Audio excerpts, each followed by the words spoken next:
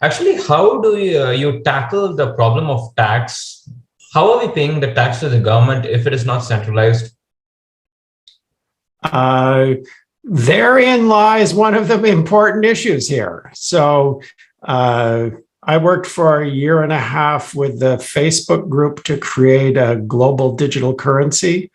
And they have received massive amounts of complaints and scrutiny and objections from government around all kinds of issues like that.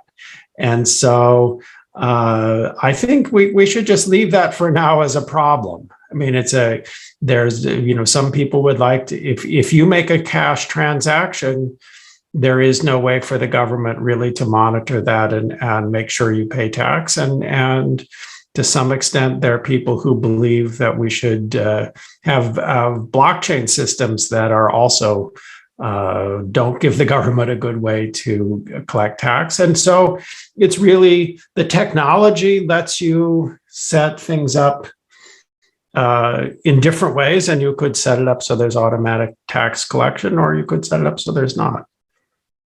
Let's go on to healthcare next. Do you want to say a little bit about what came up and what are some issues that came up there?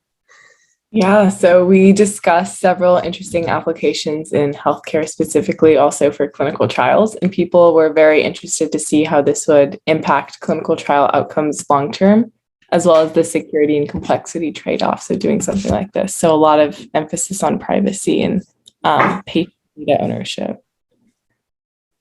So what would you summarize as the big advantage of using a blockchain, introducing that into the healthcare system compared to the way things work now? Yeah, it reduces a lot of friction about information exchange. So we talked about several of the information exchanges that are happening right now in healthcare and clinical trials, and how moving data to the blockchain will help alleviate some of those frictions.